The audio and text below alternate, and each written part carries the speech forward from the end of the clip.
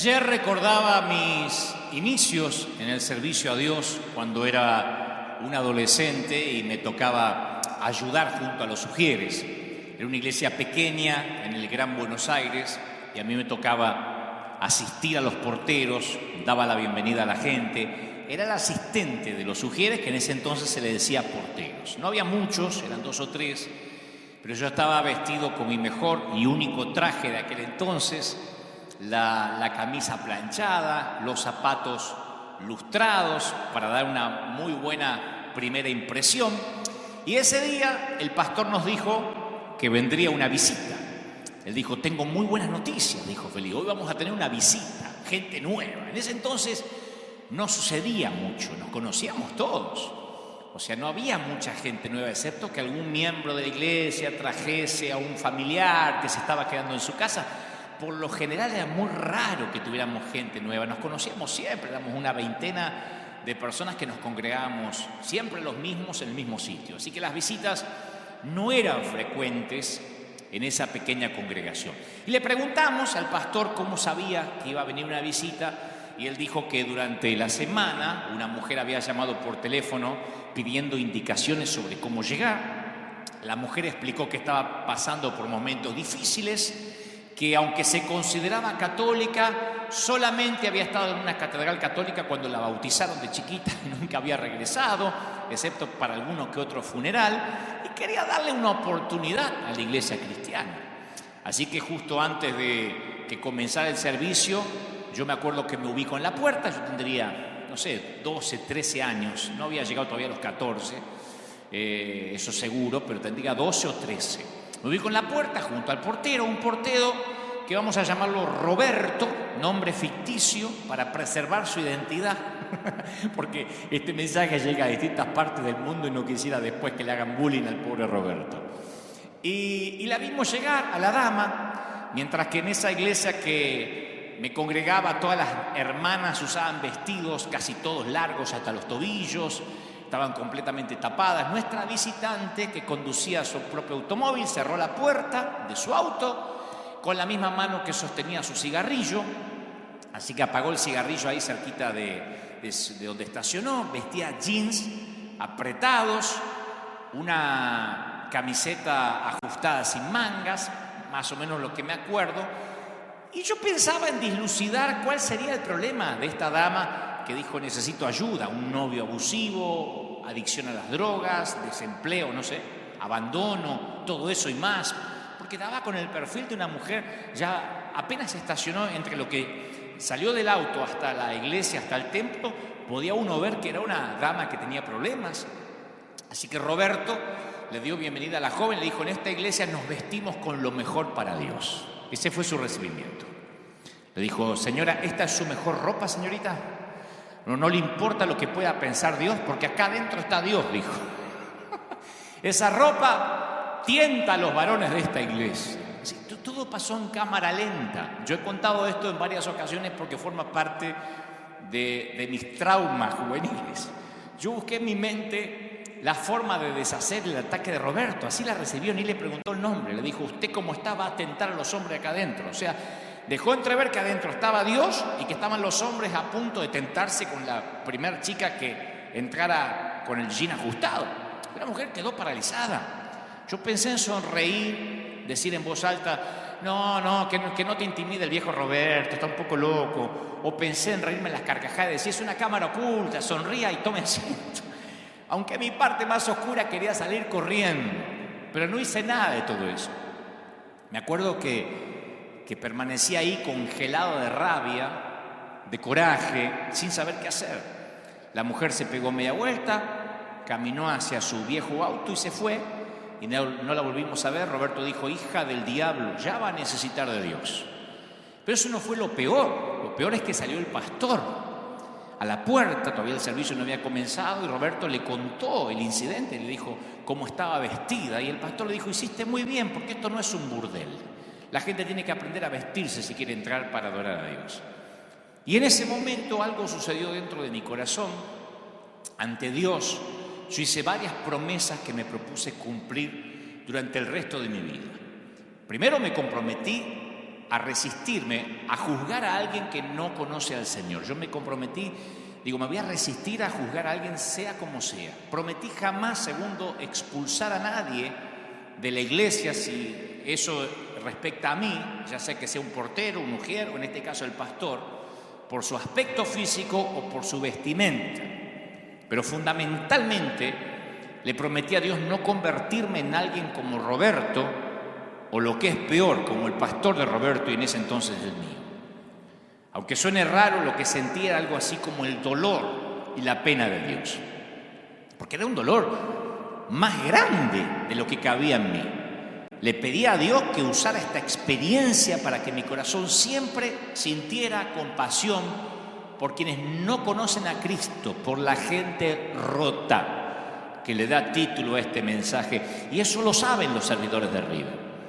Los servidores de esta iglesia saben que soy, por lo general, alguien amable, cordial, pero si algún día quieren verme enojado o sacado de las casillas, tengo que presenciar que maltratan a alguien en la puerta por su vestimenta, por su manera de ser, porque no coincide su peinado con lo que sería una iglesia, porque la Biblia narra en más de una ocasión que el Señor justamente se codiaba, hablaba con todo ese tipo de gente rota. Eso es la iglesia. La Biblia de hecho narra que había dos personas muy diferentes en la misma fiesta. La historia es súper predicada en todas partes del mundo. Dos personas totalmente, diametralmente opuestas en la misma fiesta, en la misma celebración. A él quieren seguirlo, a ella la degradan. Él es el líder de la iglesia, ella es una mujer de la calle. Él se gana la vida promoviendo valores morales, ella se gana la vida rompiéndolos. Cualquier ciudadano elegiría a Simón el fariseo, porque tiene clase, porque tiene teología. Pero Jesús va a elegir a la mujer. Simón va a pensar, ¿quién dejó entrar a esta mujerzuela a este lugar? De la misma manera que Roberto miró con desdén a aquella dama que yo no sé si tuvo otra oportunidad de acercarse a una iglesia cristiana. Yo no creo que si estoy necesitado de Dios, al llegar a una iglesia me dicen que mi vestimenta no le va a agradar a Dios o que va a tentar al sexo opuesto, yo tendría muchas dudas en volver o en regresar. Y la palabra dice que Simón piensa algo similar. No sabe si echarla a ella o al sirviente que la dejó entrar. Y en Lucas 7:36 está el episodio donde dice: un fariseo invitó a Jesús a comer con él. Jesús entró en la casa y se sentó a la mesa. Entonces, una mujer pecadora que vivía en la ciudad, al enterarse que Jesús estaba comiendo en casa del fariseo, se presentó con un frasco de perfume. Y colocándose detrás de él, se puso a llorar a sus pies y comenzó, con las lágrimas obviamente, a bañarlos con sus lágrimas. Lo secaba con sus cabellos, lo cubría de besos y los ungía con perfume. A mí me parece algo extraordinario. Al ver esto, el fariseo, que no le pareció nada extraordinario, sino algo ridículo, el fariseo que lo había invitado pensó: si este hombre fuera profeta, sabría quién es la mujer que lo toca y lo que ella es, o lo que representa, que es una pecadora.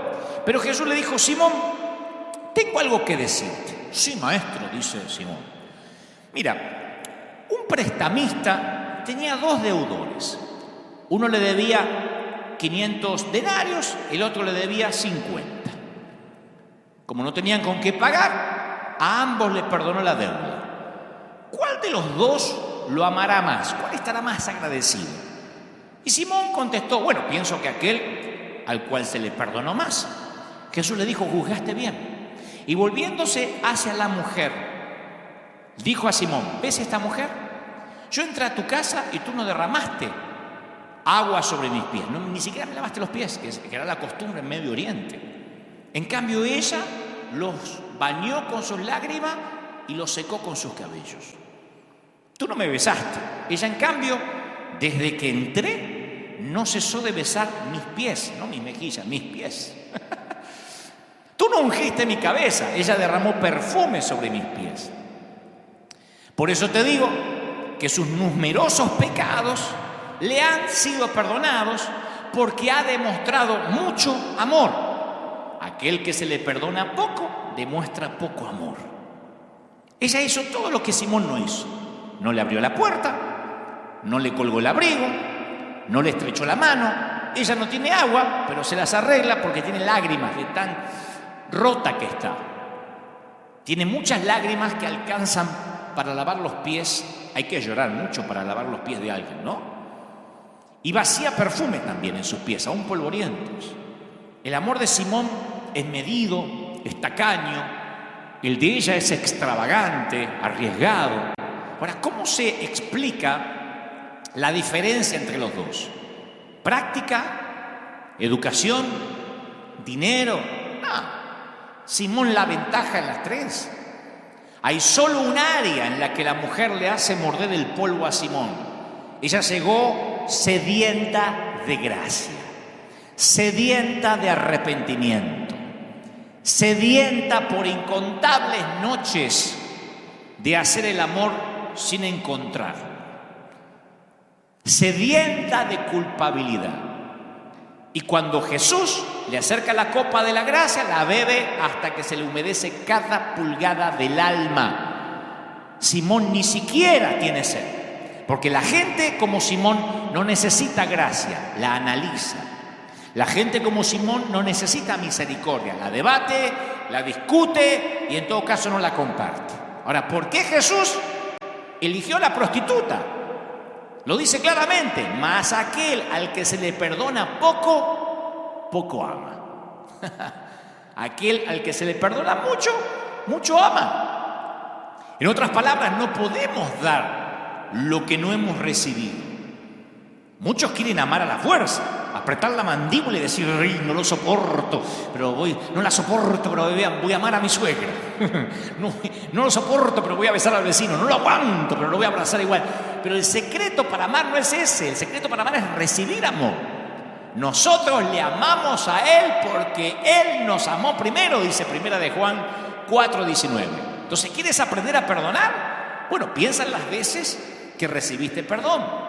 Perdónense mutuamente, así como Dios los perdonó a ustedes en Cristo, dice Efesios 4:32. Pablo le escribe a la iglesia de Éfeso y dice: ese es el secreto para aprender a perdonar. Saber que uno es perdonado. Isaías 61:10 dice: en gran manera me gozaré en Jehová. Mi alma se alegrará en mi Dios, porque me vistió con vestiduras de salvación.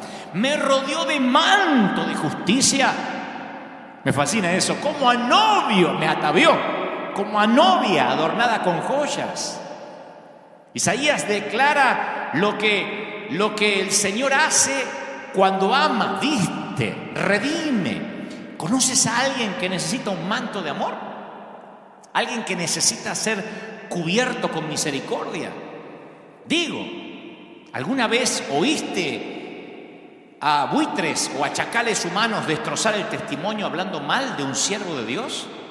Yo muchas veces. La pregunta es: ¿te quedaste callado cuando no tenías nada bueno para decir porque querías protegerlo con un manto de amor? Dijiste: bueno, si no tengo nada bueno para decir, me quedo callado. O dijiste: uy, sí, yo vi un videíto, te lo comparto, o donde el fulano dice una herejía, y empezaste a divulgar la equivocación ajena. No digo que pase, porque yo sé que esto no pasa con la gente que mira este servicio, pero en algunas partes, gente que no mira este servicio, yo sé que hace eso. ¿No sería maravilloso que apenas acusan a un hombre de Dios, a una mujer de Dios, a un ministro, saliera toda la iglesia o las organizaciones que dicen nuclearnos a decir: te metes con uno de nosotros y te metes con todos? ¿No sería espectacular? ¿No sería buenísimo que esas entidades que nuclean las iglesias y que a veces se jactan de decir: nosotros tenemos no sé cuántas iglesias bajo nuestra cobertura, dijeran: tocas a uno y tocas a todos? ¿Se imaginan una unidad así? Esa unidad no se muestra en desayunos de pastores, Esa unidad no se muestra en una reunión eventual, de tanto en tanto, en un estadio, en un lugar. No, esa unidad se muestra al cubrir y al levantar nuestros caídos. Sería fabuloso que si así como muchas veces se sacan comunicados para despegarse del leproso o del que dijo una frase poco feliz o para despegarse del que metió la pata, sacaran comunicados para decir es nuestro herido. Cuidado, porque somos familia y somos muchos.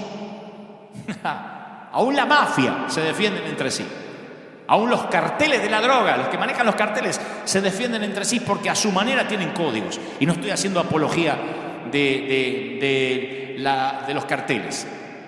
No estoy haciendo apología de la delincuencia. Lo que digo es que yo veo como muchas veces organizaciones hasta políticas tienen sus códigos. Sería extraordinario que cubriéramos con amor, que ante la duda cubriéramos con amor.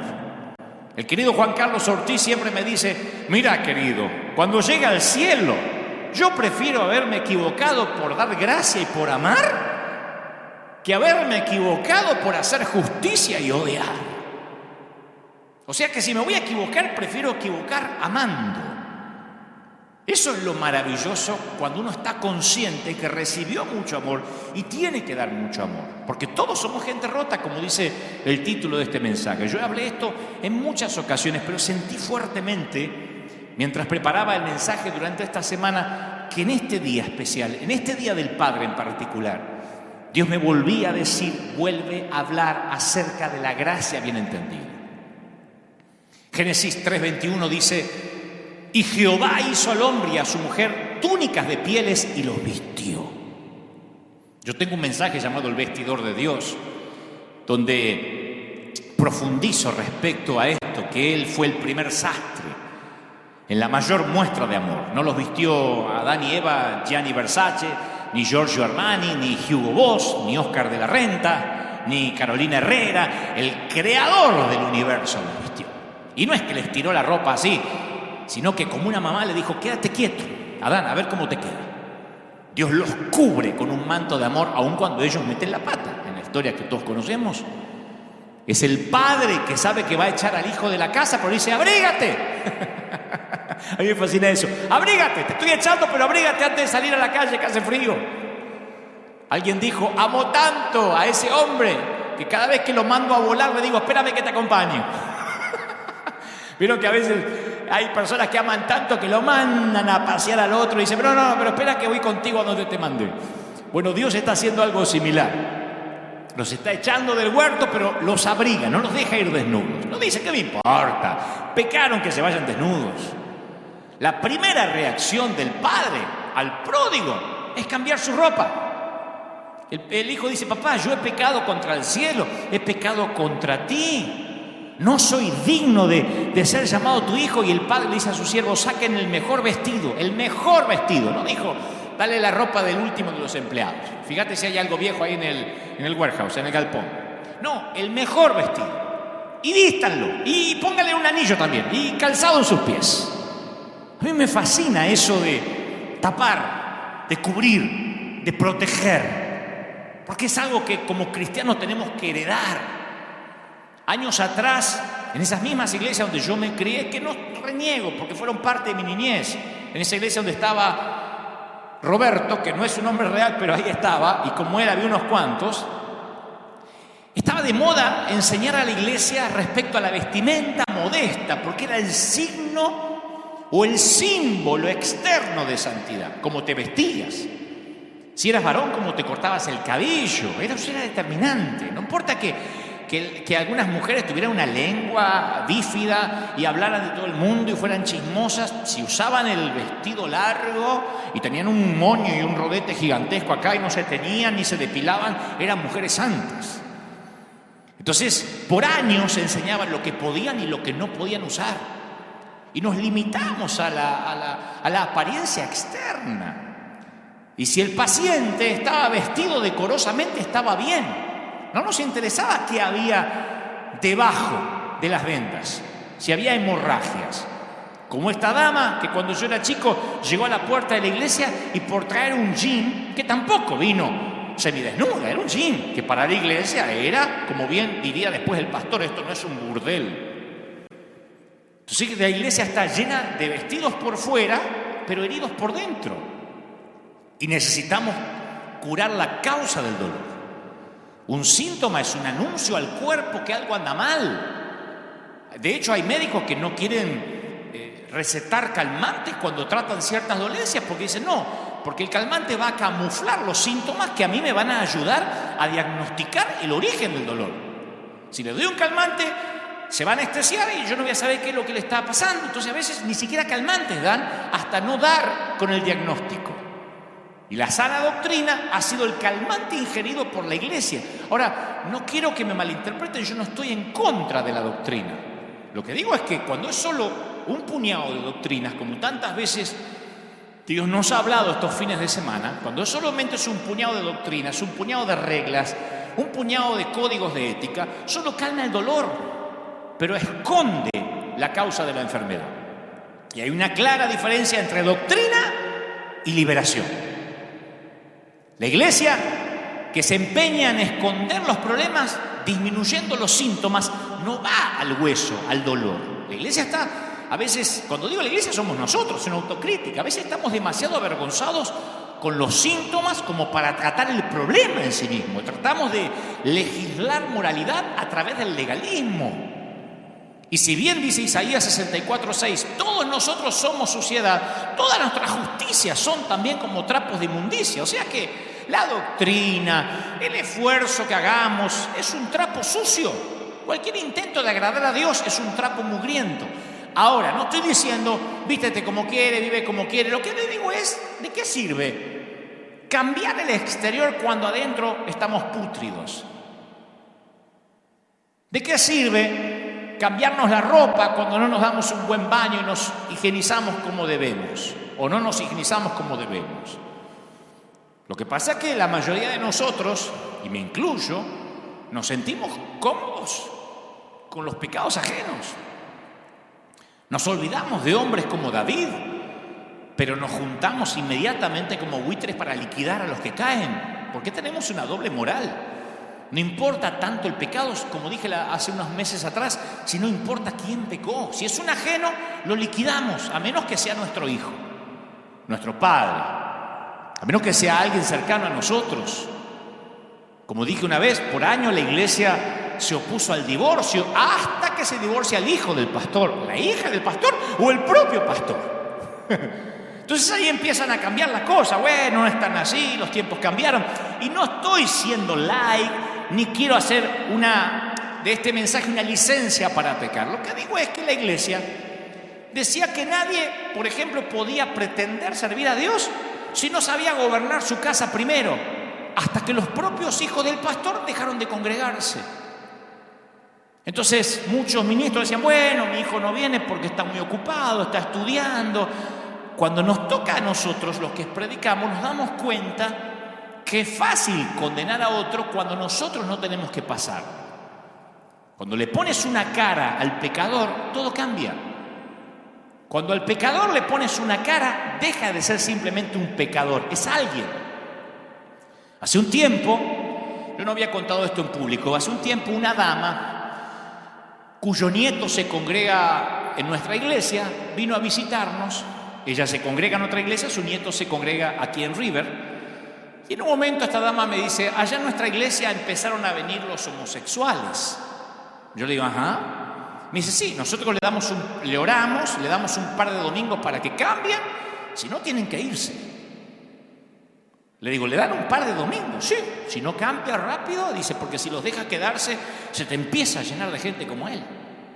No hay que dejarlo que toque las cosas santas, y menos que quieran servir a Dios.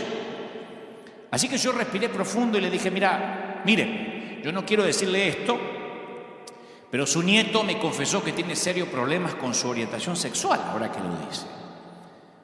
Y se quedó fría la mujer. Le digo, mire, no quería decirle, pero ya que me sacó el tema, voy a seguir su consejo.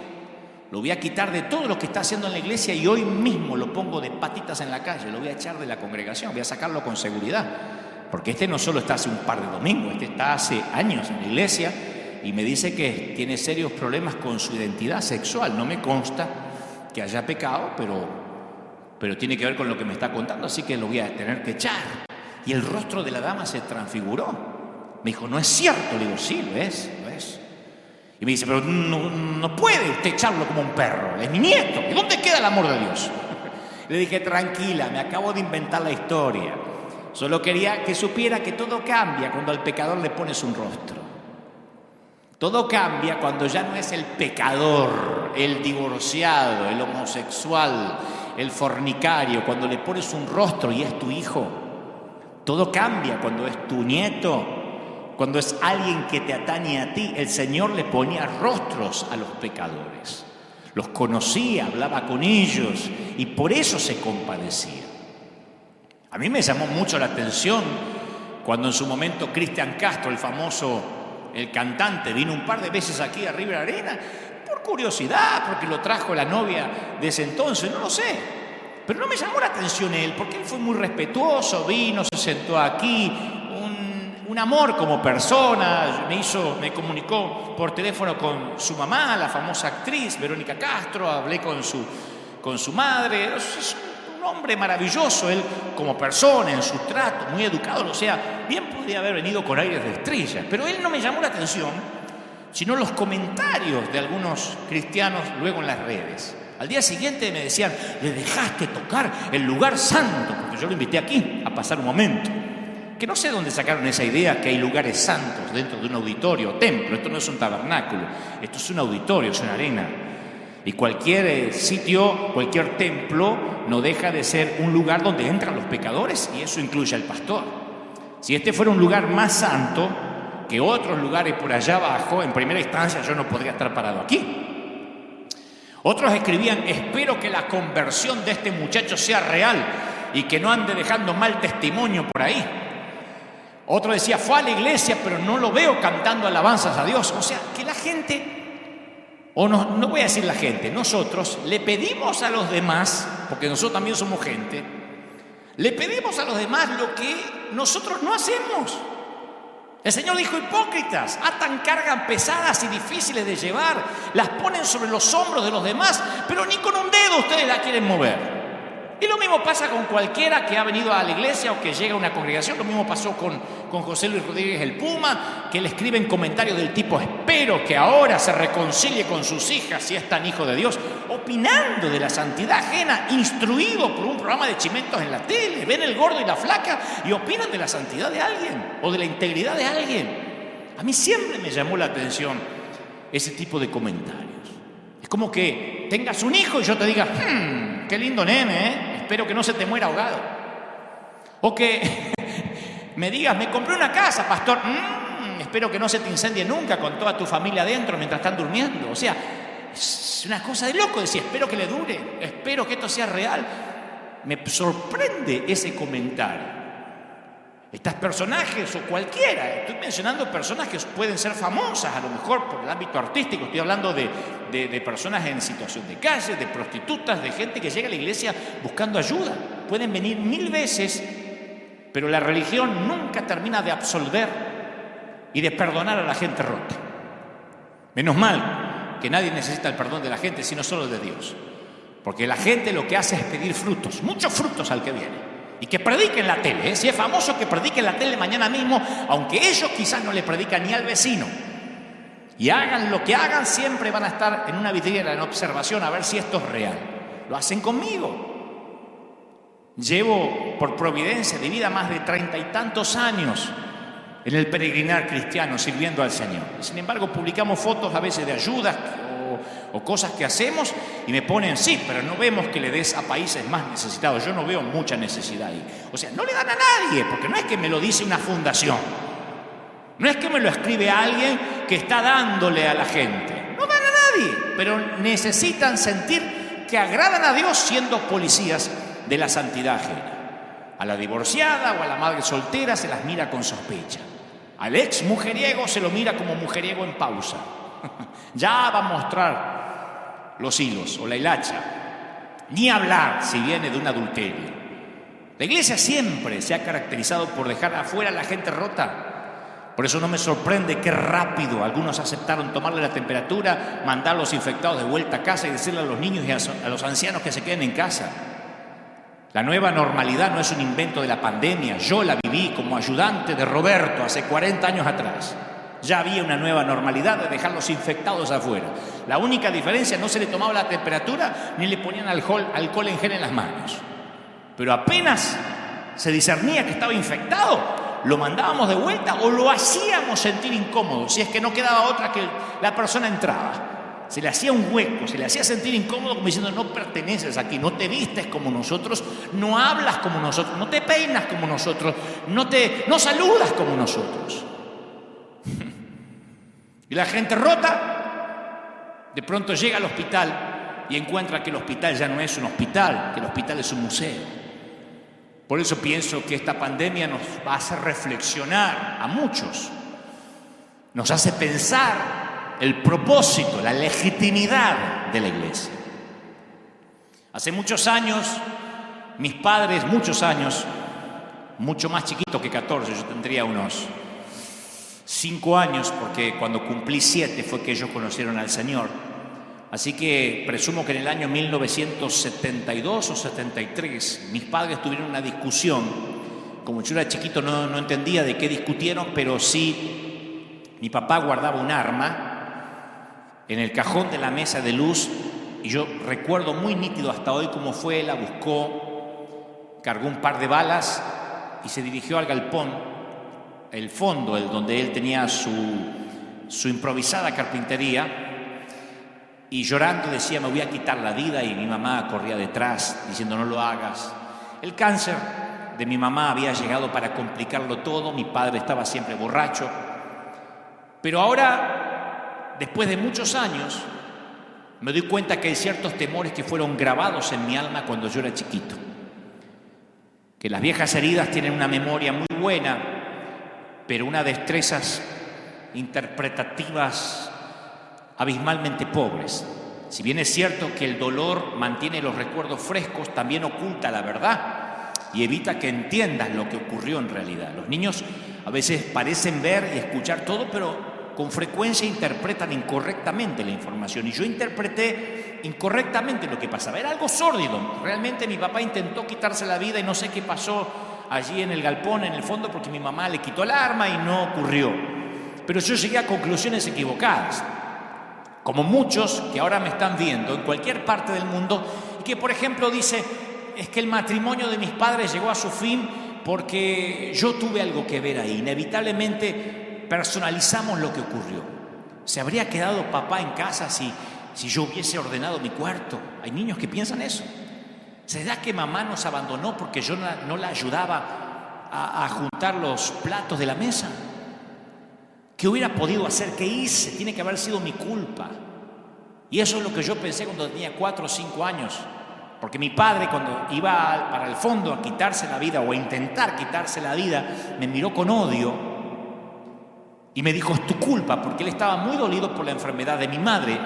Cuando ella se embarazó, apareció el cáncer.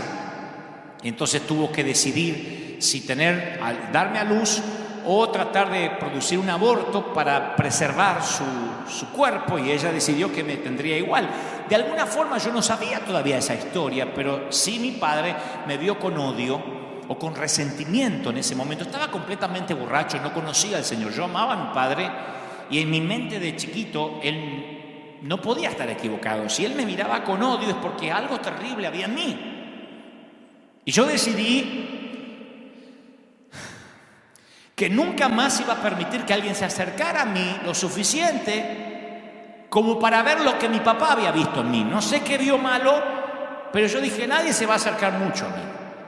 Nadie se dará cuenta que algo está mal conmigo. Esa mortal estrategia también afectó mi relación con Dios, porque yo decidí ser el perfecto hombre cristiano para que así Dios nunca viera en mí nada que hiciera que dejara de amarme. Yo no hubiese podido soportar una mirada de Dios como la mirada de mi papá en aquel entonces, que, insisto, estaba borracho, yo era un chiquitito, interpreté mal, después él se entregó al Señor, todo cambió. Pero esos momentos, esas situaciones marcan. Y esos momentos se transforman en una senda que muchos siguen recorriendo hoy en día. Yo escucho a mucha gente que lucha con una imagen distorsionada de sí mismos, usualmente por sucesos que ocurrieron en el pasado. No, es que mi mamá me dijo que yo era tóxica y ella tenía razón, porque yo daño todo lo que toco. Soy una mujer dañada. Y a quien toco yo me relaciono de manera enferma con esa persona, de manera obsesiva, y tengo relaciones disfuncionales y todo lo que toco lo arruino. Por eso es que me intento alejar, dicen algunas damas, arrastrando quién sabe qué del pasado. Otras dicen, mi esposo es un abusador, pero bueno, yo me lo merezco, yo me merezco ese tipo de hombre. O mi esposa me maltrata, pero yo me merezco ese tipo de mujeres. Otras mujeres dicen, cuando me miro en el espejo, todo lo que veo es una mujer gorda, llena de estrías, de arrugas, que no merece que la quieran. Me voy a quedar soltera para siempre. ¿A quién le va a gustar compartir la vida conmigo? No puedo tener hijos, dicen otros. Creo que Dios me está castigando por cosas que hice en el pasado. Y el tema siempre es el mismo. ¿Qué hay de malo conmigo? Las viejas heridas realmente tienen buena memoria. Y a mí me rompe el corazón darme cuenta que aunque Cristo murió para darnos libertad, algunos seguidores de Cristo parecen ser cautivos de esa falsedad, de esa mentira. Y van rotos por la vida. Y entonces un día corren a la iglesia pensando en que tal vez encuentren la sanidad en una congregación, en un lugar donde se predica a Cristo, y se encuentran con que le hacen notar que está roto. Y que por estar roto no va a ser amado y no va a ser aceptado, y que tendrá que cambiar primero y arreglarse por su cuenta antes de entrar a este museo de santos. Qué diferente es como el Señor veía a los pecadores.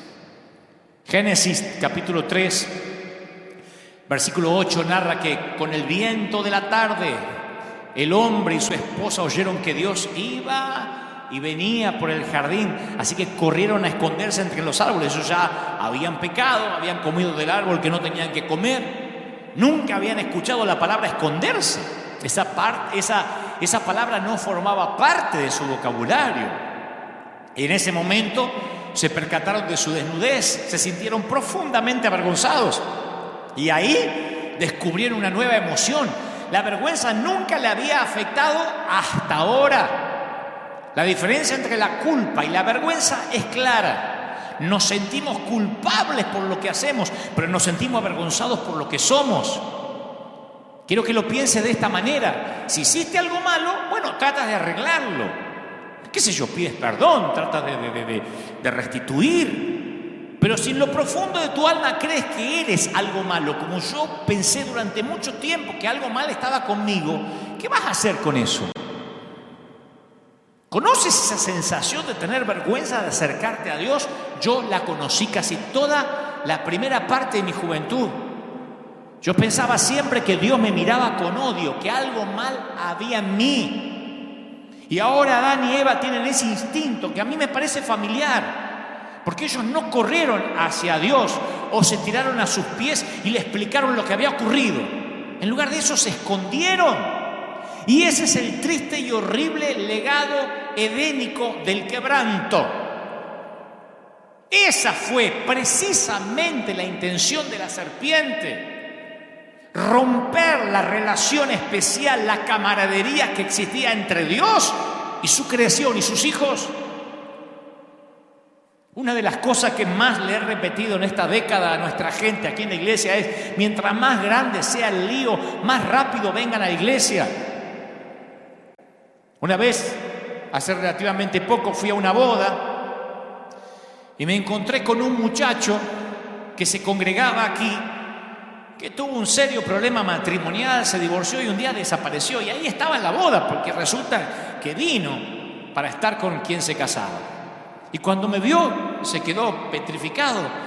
Me acerqué y le digo: te pido un favor, no dejes de venir. No importa lo que hayas hecho, pero yo estoy al timón de un hospital de gente rota. Lo que menos quiero es tener gente sana. No me interesa llenar la iglesia de matrimonios perfectos. Lo que me interesa es predicarle a matrimonios en crisis, o a los que rompieron un matrimonio, a los divorciados, los demás que creen que son sanos.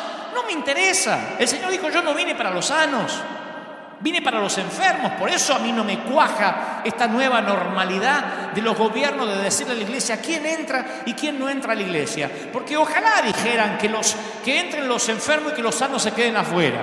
Eso yo lo hubiese aceptado, de verdad.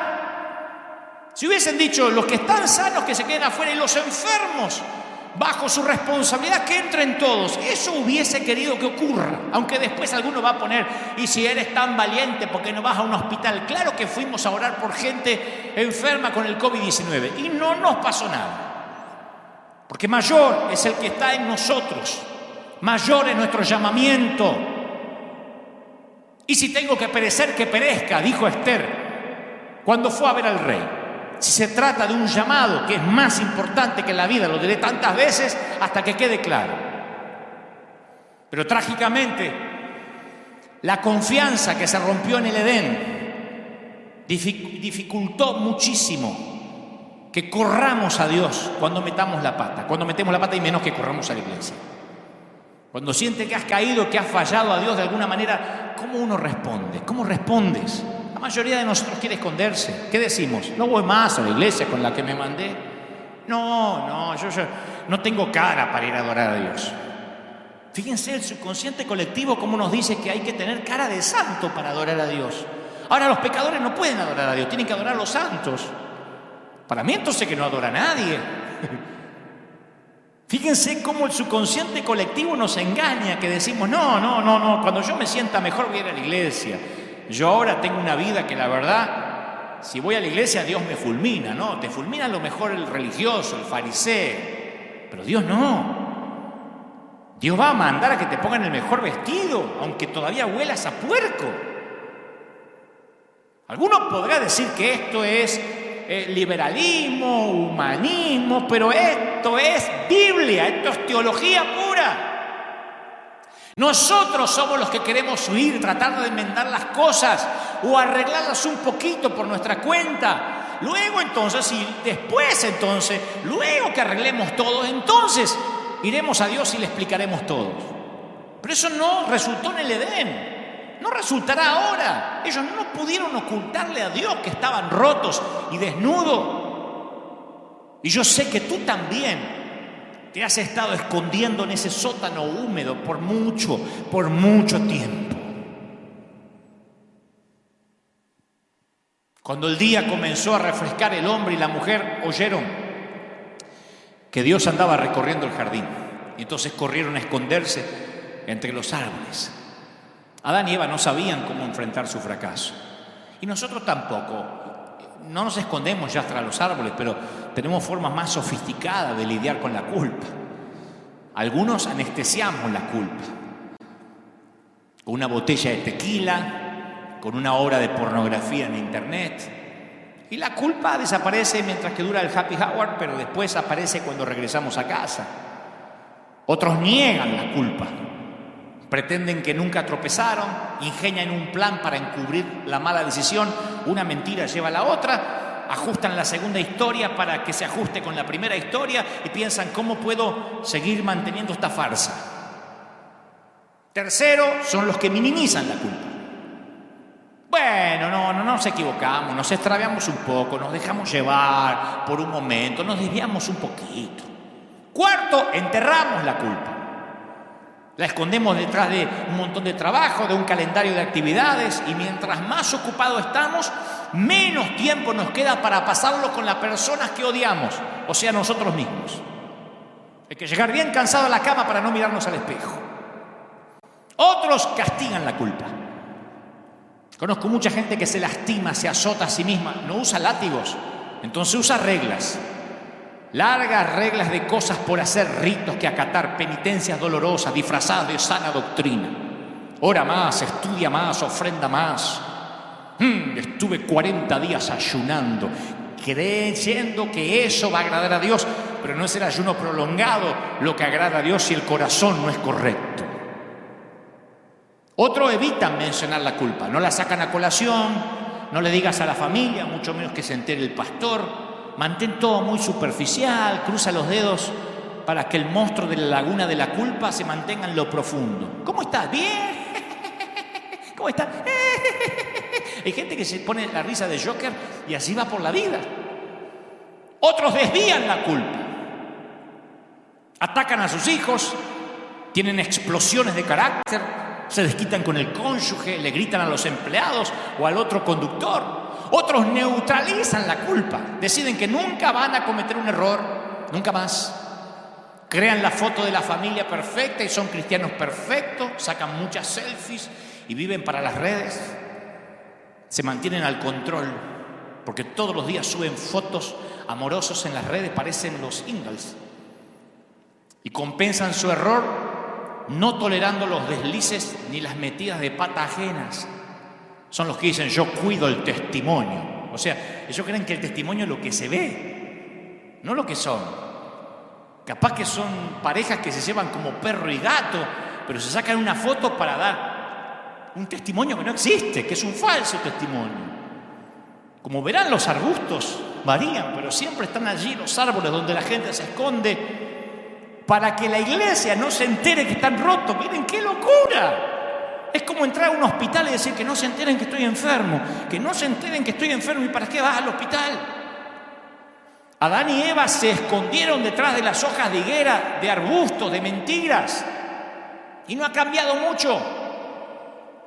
Nunca, escucha esto, nunca has sido ni más ni menos salvo que el momento que fuiste salvo por primera vez. Aunque esto cause urticaria en la teología de alguien. Puedes creerlo o no, sé lo que te digo por experiencia con el Señor. Ninguna mala acción descuenta tu salvación. Ninguna buena acción la enriquece. Tu salvación no tiene que ver contigo, sino con la cruz. No te ahogues en la cloaca de tu propia condenación. Amamos nuestros escondites para que no sepan cómo somos. Algunos se esconden en la comida, porque es lo único que pueden tener algún tipo de control. Otros se esconden en las cosas. Un par de zapatos más, un bolso más, un vestido de diseño más, y me voy a sentir mejor. Pero nunca nos sentimos satisfechos. Siempre vamos a necesitar una cosa más. Otros se esconden en las relaciones. Tal vez eres de esas personas que pasan de una relación a otra y siempre encuentras defectos en la otra persona. Dicen, no puedo encontrar al hombre o la mujer ideal, porque no te hacen sentir de la manera que quieres sentirte. Como no te hacen sentir como quisieras sentirte, el problema está contigo, donde quiera que vaya, no en el otro. Otros se esconden en el ministerio y en el servir a Dios. Ese fue el escondite que yo escogí por años. Porque después de la mirada de mi papá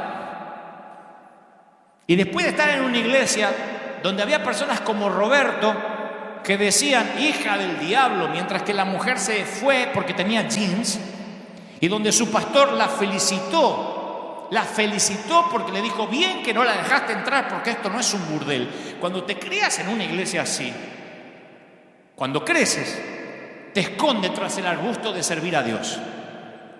Y por años, aun cuando yo inicié, aun cuando empecé a predicar por providencia divina en estadios, yo estaba ahí para todo el mundo, pero nadie podía ver mi yo real.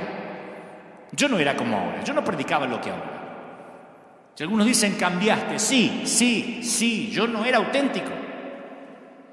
Yo sentía que si te ayudaba, si oraba por ti y compartía el amor de Dios contigo, entonces me iba a sentir bien. Y nunca te iba a permitir que te acerques demasiado en caso de que pudieras ver lo que en realidad mi padre había visto cuando yo tenía 5 años o 4 años. Hay un montón de gente que se esconde tras el ministerio y reemplaza el amar a Dios por el servir a Dios. Tal vez hayas escogido un lugar diferente, un sótano diferente.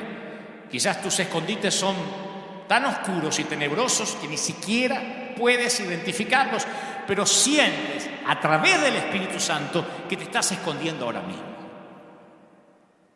Poco después que Adán pecó, Dios lo llamó y le preguntó, ¿dónde estás tú? Génesis 3:9. ¿Dónde estás tú? ¿Dónde estás? ¿Dónde te metiste? Y la Biblia no nos da la inflexión en la voz del Señor cuando llamó a Adán. Yo no creo que sonó algo como ¿dónde demonios te metiste? No. Yo pienso que sonó hasta triste. ¿Dónde estás, Adán? ¿Perdiste algún día un nene, aunque sea por unos pocos minutos en el shopping, en el mall, en una tienda? Yo estoy seguro que si preguntas dónde está tu hijo, hay angustia en tu voz. ¿Dónde estás? Yo creo que la pregunta de Dios estaba impregnada de gracia. El Señor no le preguntó ¿por qué te estás escondiendo? En lugar de eso le preguntó ¿dónde estás tú? ¿Puedes notar la diferencia? Si Dios hubiese preguntado ¿por qué? ¿Por qué comiste? Habría empujado a Adán y Eva mucho más adentro del huerto y la vergüenza que ya sentían. Así que le preguntó ¿dónde estás? Él tiende a que salgamos del escondite. ¿Cómo estés? ¿Cómo huelas? Ese es el corazón de Dios para cada uno de nosotros hoy en día. Y a mí me parece muy revelador que Adán contestó a la pregunta que Dios no le hizo. Él contestó como si Dios le hubiese preguntado por qué se había escondido. Le dijo, ¿dónde estás? Y él respondió, oí tu voz en el huerto y tuve miedo porque estaba desnudo y me escondí. No le está diciendo dónde está, le está dando las razones por las cuales se escondió. La vergüenza y el quebranto puede tener una voz más convincente que la de Dios mismo. Yo sé que esto es cierto en mi propia vida, muchas veces, con mucha frecuencia, Dios me pregunta, ¿dónde, Dante? ¿Dónde? Y yo le respondo, ¿por qué? Tenemos que entrenar nuestros corazones para que escuchen el amor de Dios por encima de la vergüenza. Hay un montón de gente viéndome en sus hogares ahora, en distintas partes del mundo, que tienen que oír a Dios diciendo, te amo, así como estás. Luego vas a cambiar y por amor, no por doctrina. Adán y Eva no pudieron disimular su vano intento de esconderse. El quebranto era evidente en su rostro. Yo he estado en un montón de congresos, esos apostólicos, proféticos, pues yo fui a muchos a predicar durante muchos años. Acuérdense que por providencia divina yo empecé a predicar a los 19 años. Así que llevo años en los negocios del reino, en los benditos negocios del reino. Así que yo he conocido a muchos predicadores, algunos que parecía que aparentaban todo el tiempo. Conocí muchos de esos oradores que todo el tiempo hablan en pose, o sea, termina el servicio y nos vamos todos a almorzar y dicen, aleluya, gloria al Señor, ¿qué hay para comer? Taco, gloria, aleluya. O sea, nunca le dejan de bajar mail del cielo mientras están comiendo carne. Yo digo, ¿cómo hace? Yo los vi, algunos no, algunos se relajaban, pero otros, aleluya, hasta la forma de caminar. Yo digo, ¿cómo irán a orinar si también mientras que orinan seguirán recibiendo revelaciones? Parece que tienen el WhatsApp de Dios. Pero muchos de ellos, al conocerlos más, al hacerme algunos amigos de ellos, me di cuenta que eran niños inseguros en cuerpo de adulto escondido tras un traje caro de diseño de apóstol. Niños inseguros escondidos tras un traje. Preocupados, no todos, algunos de esos inseguros, preocupados si se los mencionaba o no, preocupados en mostrar que son tan públicos que necesitan seguridad privada porque alguien los quiere secuestrar, qué sé yo. Pero esas simples hojas de higuera no ocultan el dolor. Y menos sirven para ocultar el quebranto. Cuando nuestro Padre amoroso vio el patético intento de Adán y Eva por cubrirse, Él dijo, eso no va a ser suficiente. La Biblia dice que Jehová hizo al hombre y a su mujer túnicas de pieles y los vistió, no mandó que un ángel los vista. No dijo, a estos tipos no los quiero ni ver, agarrá que un ángel les tire un poquito de ropa y que se manden a mudar. Él los vistió. De hecho, si serían cubiertos, algo tenía que morir para que ellos sean cubiertos, porque los vistió con pieles. ¿De dónde salen esas pieles? ¿De animales? Miren qué metáfora más hermosa de Cristo, quien vertería su sangre para cubrirnos a todos. ¿Dónde sacó las pieles? No las sacó de un closet. Algunos animalitos tuvieron que morir para que ellos se vistieran con pieles que no eran sintéticas, Ya no tienes que esconderte. Eres amado tal cual eres. Qué lindo decirle a la gente, no necesitan ponerse una máscara. Si Dios te ve tal cual eres, no tienes que pretender estar bien siempre. Si te atreves a probarte este atuendo que Dios ha hecho para ti, te darás cuenta que está bien, que a veces estés mal. Yo tengo un mensaje que se llama "Está bien que no estés bien". Y aunque parece un juego de palabras, lo tenemos que aprender. Mi padre no tenía razón. Yo no ocasioné el cáncer de mi mamá. Yo era un bebé, yo no podía decidir nacer o no nacer. Pero aún así necesité que Dios me cubriera y me hiciera olvidar la vergüenza y me quitara la culpa. Y obviamente hiciera que pudiera amar a mi padre. Los últimos versículos de Génesis 3 siempre tuvieron un impacto profundo en mi vida. Yo solía leerlos como una especie de juicio, pero ahora que empiezo a ver la Biblia con ojos nuevos, veo que es un versículo o un episodio lleno de gracia. Porque Génesis 3:22 dice que Jehová dijo: he aquí el hombre es como uno de nosotros, ahora sabe el bien y sabe el mal. Pues que ahora no vaya a alargar la mano y tome también del árbol de la vida y coma, porque va a vivir para siempre. Y lo sacó del huerto del Edén para que labrase la tierra en la que fue tomado. Dios dice: este ya sabe el bien y el mal. Si come del árbol de la inmortalidad, no se muere más. Entonces echó al hombre y lo puso al oriente del huerto del Edén y puso querubines y una espada encendida para guardar el camino del árbol de la vida. Puso a un ángel, ese era un Jedi, con una espada para que no se acercaran más. Tú dices: ¿y a dónde está la gracia en ese pasaje? ¿Dónde hay amor ahí? ¿Cómo estos querubines, centinelas y una espada de fuego puede pretender mostrar gracia? Sí, la respuesta está que Dios dice: para que no alargue la mano y tome del árbol de la vida y coma y viva para siempre. ¿Te puedes imaginar qué habría pasado si Dios les hubiese permitido a Adán y Eva quedarse caídos en el jardín y comer del árbol de la vida? Habrían vivido para siempre rotos, eternamente miserables. Hubiesen vivido para siempre arruinados por la culpa, para siempre temerosos, para siempre vacíos, muy vacíos. Su vida eterna se hubiese convertido en un infierno eterno. Dios los amó tanto que no quería que vivieran eternamente llenos de pena, de vergüenza, de amargura, de remordimiento, porque a medida que pasaron los siglos y los milenios, se hubiesen seguido escondiendo de Dios. ¿Alguien sabe lo que estoy diciendo? ¿Alguien sabe a lo que estoy concluyendo? ¿Que la muerte física puede ser un regalo de gracia? Sí. Por eso no hay que tener miedo ni a la pandemia, ni a la enfermedad, porque hasta la muerte es un regalo de gracia. Si no mueres, ¿cómo vas a nacer otra vez?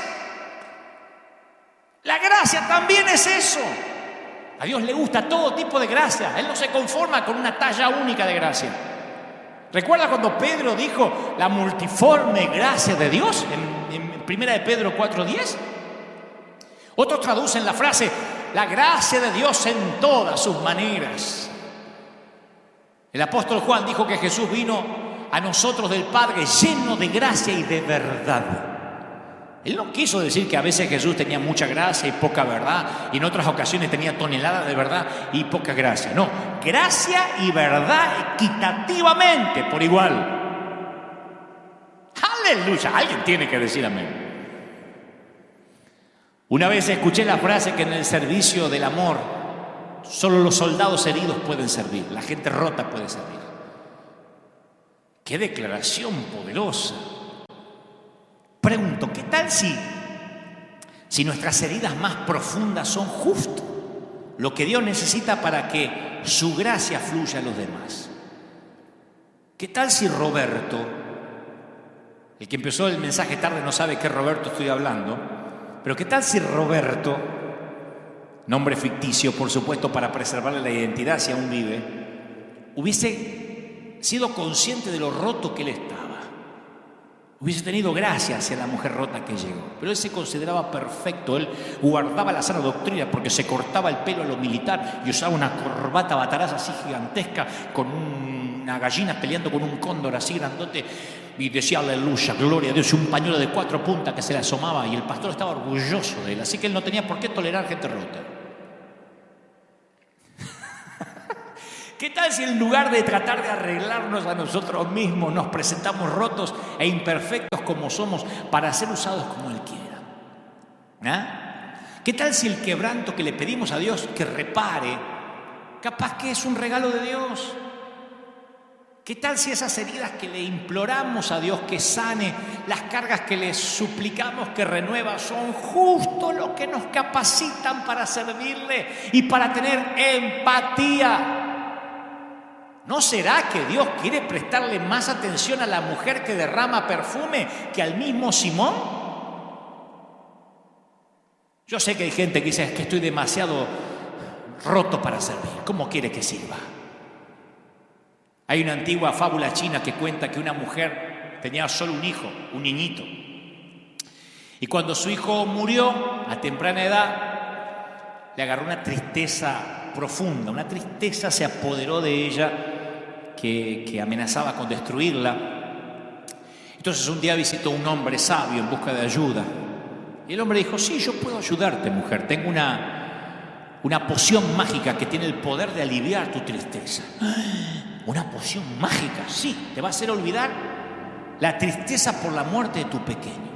Pero para hacer esa poción tienes que ir casa por casa en la aldea y conseguir un grano de arroz de una familia que nunca haya sentido el aguijón de la tristeza profunda.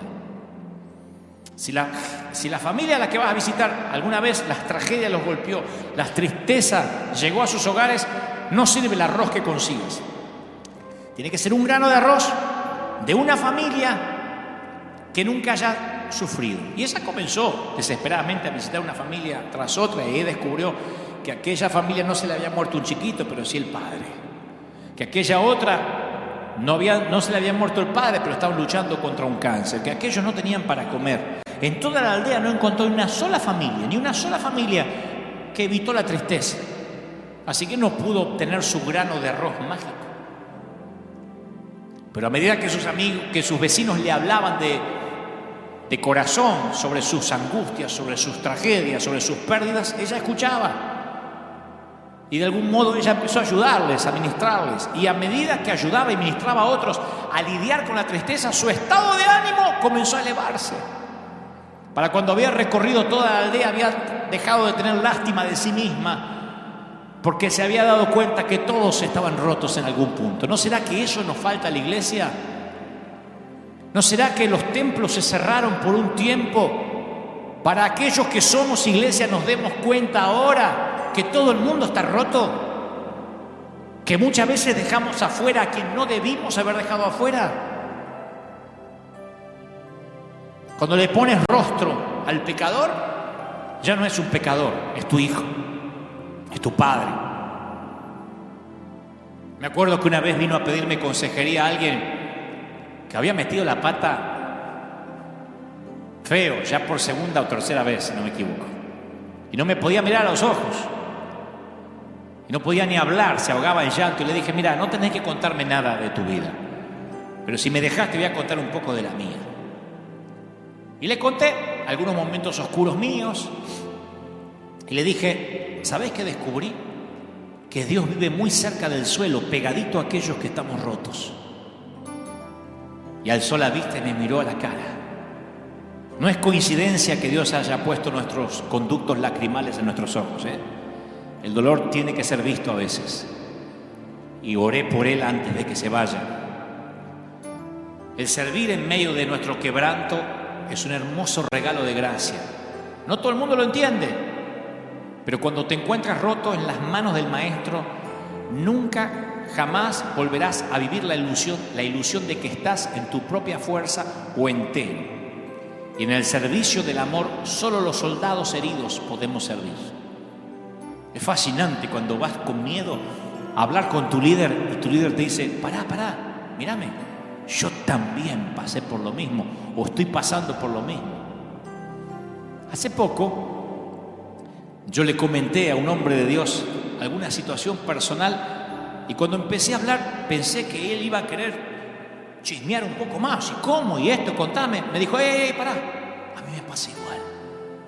Le digo, ¿en serio? Sí.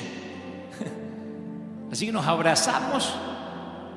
Es maravilloso encontrar otro soldado que te cuenta que a lo mejor está pasando un momento triste y lejos de dejar de respetarlo, de mirarlo sin autoridad, dije, wow, si antes te admiraba, ahora te admiro más. Por eso dije en un momento hoy, ¿no sería maravilloso? Lo voy a decir otra vez, que las organizaciones que nos nuclean, que las denominaciones que dicen representarnos, apenas la prensa como buitres se abalanzan contra un pastor, salten y digan, ojo que es nuestro herido, independientemente si metió la pata o no. Ojo que es nuestro, se meten con uno, se meten con todos. Acá la iglesia sabe que yo soy así. Se meten con uno, se meten conmigo. No, pero no sabés lo que hizo y es de River. Te metes con él, no toques a mis hijos. Te metes con uno y te metes con todos. Y te metes conmigo. Y te metes con el Dios al que sigo. En cambio, los que se sienten enteros están siempre del otro lado de la doctrina. Los que somos llamados a servir, llevamos nuestras heridas bien. Las cicatrices tienen una belleza especial. El llamado nunca oculta las cicatrices. Los que miran siempre finito saben que yo tengo los dedos torcidos, porque se me torcieron por alguna razón. Y yo siempre oculté durante muchos años la mano porque me avergonzaba. En las conferencias de prensa metía esta mano debajo. Pero me di cuenta que las cicatrices son las historias de tu vida. Tengo otra cicatriz inmensa aquí, de cuando era chiquito y le fui a sacar la comida a un tremendo perro, un Doberman negro. Ese día aprendí que a los Doberman hay que dejarlos comer solos, principalmente si tienes 5 años. Quien no tiene heridas no ha peleado ninguna batalla. Yo suelo hasta desconfiar de la gente que no muestra heridas, que no tiene heridas. Porque las heridas de la vida son una placa de honor. Las heridas muestran que no te retiraste, que fuiste la resistencia, que no te rendiste. Muchas veces yo me enfrento a la encrucijada en la cual tengo que decidir si permanecer o retirarme de al lado de hombres de Dios que a veces fallan, que tienen fallas morales, que meten la pata, que dicen cosas poco felices, que se equivocan y van ahí los buitres y le editan un videíto en YouTube y ya le ponen apóstata, hijo del diablo. Muchas veces yo tuve que debatirme si alejarme o acercarme. La mayoría no quieren ni siquiera sacarse una foto con ellos, porque la gente empieza a criticarte con quien te saca fotografía, ¿no? Menos mal que no había Instagram ni había selfies en los tiempos de Jesús, sino lo hubiesen crucificado mucho antes, no hubiese permanecido 3 años de ministerio. A los 2 meses que se hubiese hecho viral una foto con la samaritana, lo hubiesen liquidado. Pero Dios me dijo más de una vez, el líder permanece donde otros se retiran. Así que yo decidí ser amigo de los infectados. No es que ando buscando infectados para ser amigos. Si yo era amigo de antes y mete la pata, ahí estoy, lo saben. Lo saben, no me dejan mentir mis amigos. Aun cuando los fariseos dicen, dime con quién andas y te diré quién eres, lo dicen como si fuera una frase bíblica. Los que no conocen a Jesús. Hace poco un ministro profundamente herido me dijo, gracias por hablarme y amarme a pesar de mi fracaso público. Y luego agregó, ¿vos sabés que la mayoría se aleja del fuego y vos corres hacia el fuego? Me dice, ¿te gusta hacer lío, Dante? Le digo, no, me gusta ser amigo de mis amigos. Y como dijo alguna vez Max Lucado, algún día puede que yo también necesite gracia. Y me aseguraré de sembrar gracia. Porque si yo ando por ahí sembrando justicia, no querré cosechar justicia. Yo no quiero justicia para mí. No reclames justicia. Tú no sabes lo que quieres cuando reclamas justicia. Pide gracia, pide misericordia. La inteligencia por sí sola, sin que esté implicado el corazón, puede ser peligrosa. El razonamiento, la doctrina sola corre el riesgo de convertirse en gente sin corazón, los que defienden solo doctrina, en corazones de piedra. Sin el corazón no somos capaces de amar como Jesús. O sea que sin el corazón no entendemos la gracia. Sin el corazón amar se convierte en una obligación. Amar desde el punto de vista de la razón, es frustrante. El amor se convierte en una lista de tareas pendientes. Así que para amar tenemos que pensar y también sentir. Tenemos que escuchar la razón y también las emociones. Tenemos que dejar que la cabeza y el corazón trabajen juntos. No hay dicotomía. Es la única forma de incorporar ese amor perfecto a nuestras vidas imperfectas. El amor nos cambia la mente.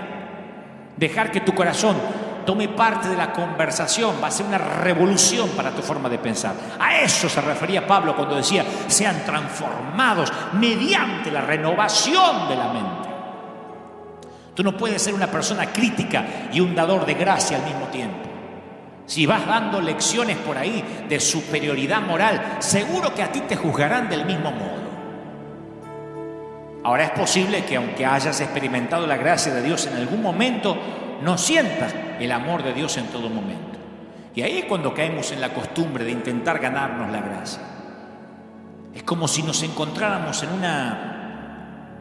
una búsqueda para establecer nuestro valor, para establecer nuestra valía, para merecerlo.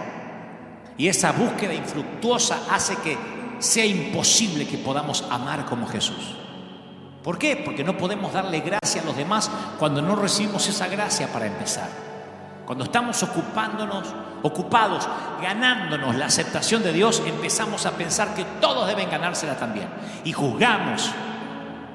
Y nos empezamos a sentir superiores moralmente. Pero a quien poco se le perdona, poco ama, dijo Jesús en la casa de Simón.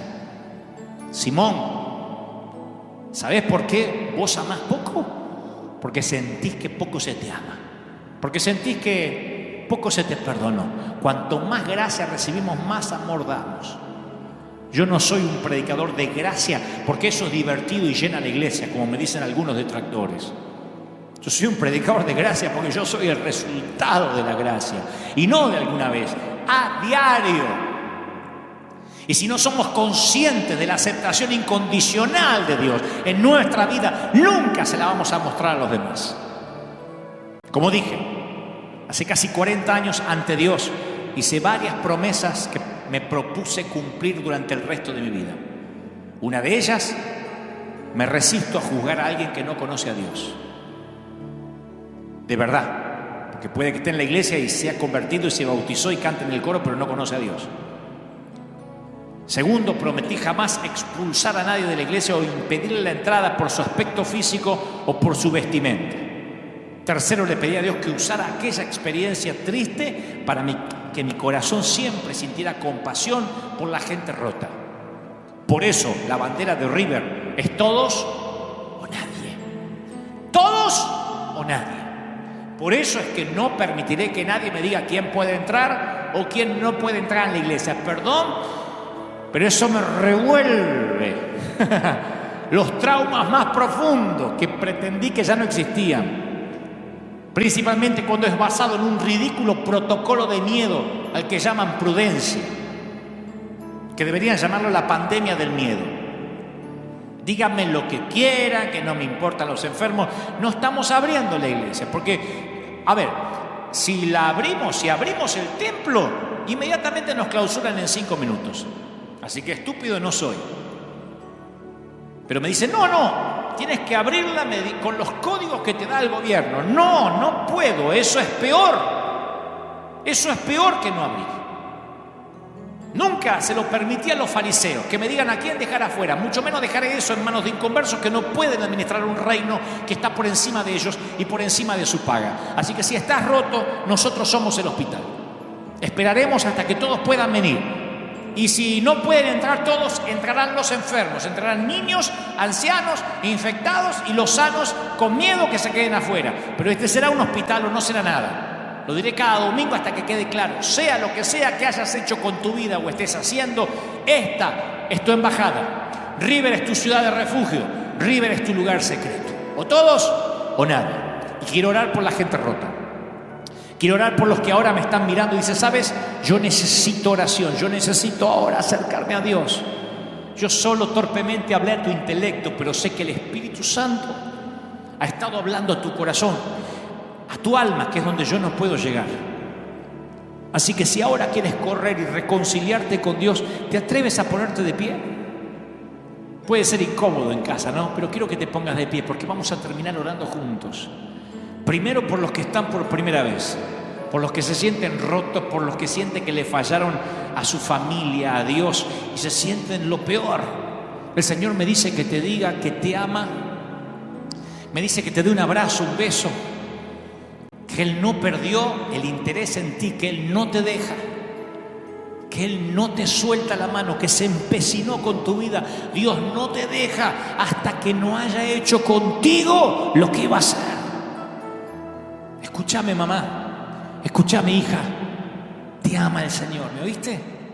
Te ama el Señor. Yo te lo dije un montón de veces, te lo vuelvo a decir, tú no sabes cómo te ama el Señor. No estés continuamente diciendo que estás rota o que estás dañada. Te ama el Señor. Escúchame, papá, te ama el Señor. Yo sé que fuiste un desastre como papá terrenal, padre ausente. Hiciste un despadre con tu vida, bien valga ahora la palabra. Pero el Señor me dice que te ama, que cuando te ve llegar del chiquero, de la porqueriza, Él sale corriendo a recibirte, y mientras que va corriendo a abrazarte, está gritando: ¡Ey, vístanlo! ¡Traigan el mejor vestido! El que se había perdido ha vuelto. ¡Fiesta! Creo que a la iglesia nos faltó eso, hacer fiesta. Por cada mujer con jean apretado, por cada loco con el pelo verde, por cada borracho, por cada gente en situación de calle, por cada prostituta y por cada divorciado que ha querido entrar a nuestras congregaciones. Nos faltó hacer fiesta, ponerle rostro al pecador y darnos cuenta que son hijos, nietos. Mis queridos consiervos, no esperen fracasar en sus propios matrimonios, o que sus propios hijos fracasen, o que sus nietos fracasen para entender: era gente la que hablaba. No era solo el pecado, era gente, almas. Corre al Señor. Di conmigo: Señor Jesús, te recibo como mi suficiente Salvador. Entra en mi vida. Te acepto. Gracias por morir por mí en la cruz del Calvario. Anota mi nombre en el libro de la vida. Gracias, Señor, por amarme roto como estoy y por derramar tu sangre cuando yo no lo merecía. Amén y amén. Vamos a ponernos de pie todos, vamos, en casa, nuestra iglesia, la gente que nos está mirando en casa, vamos a orar. Yo le estoy pidiendo al ejército de Dios. Cuando yo digo ejército de Dios, algunos habrán pensado: esto debe tener un grupo de oficiales, de gente perfecta. No, eran menesterosos, algunos lo siguen siendo, afligidos, endeudados. Son los que conmigo en la cueva de Adulán se hicieron guerreros fuertes, y no porque no tengan heridas, y no porque la vida no los haya vapuleado, golpeado, sino porque se han levantado, porque cuando meten la pata, el primer lugar que corren es aquí, porque dicen: River es un hospital del alma, porque dicen: la iglesia es un sitio para gente rota, porque cuando se equivocan lo confiesas inmediatamente y dices: Señor, grandes son tus misericordias cada mañana. Yo estoy orando ahora por los que están rotos, oro por la gente que está en distintas partes del mundo.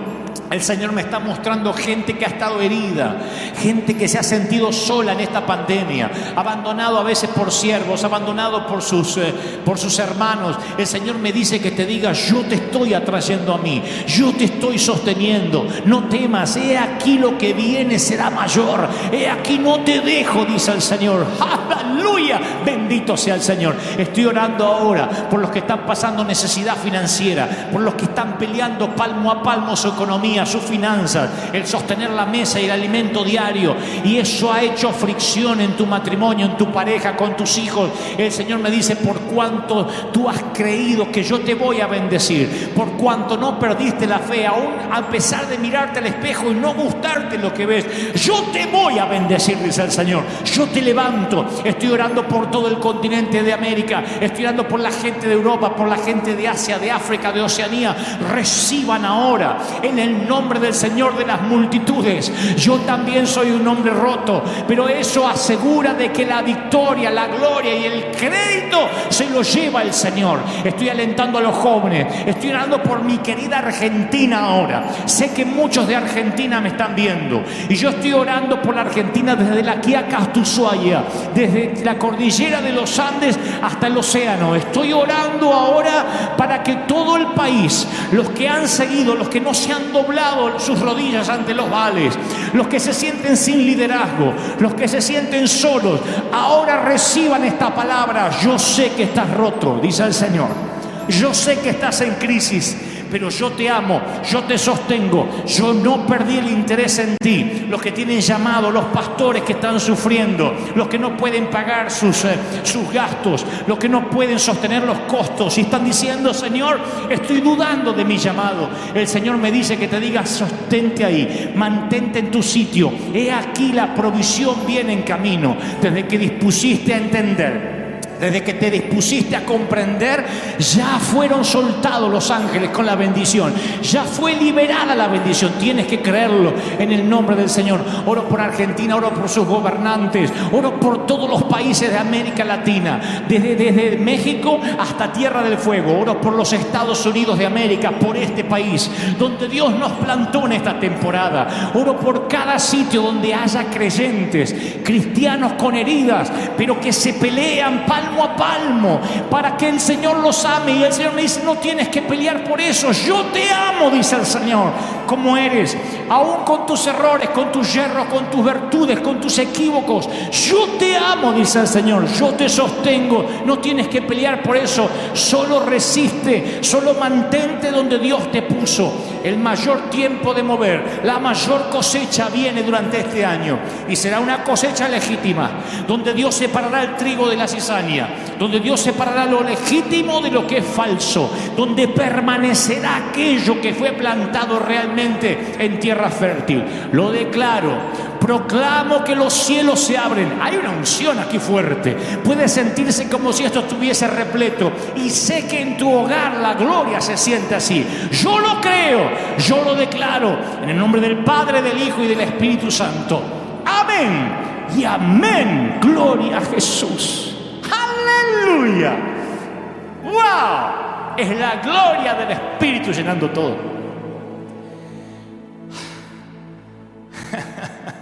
Me fascina predicarte, hablarte lo que Dios pone en mi corazón.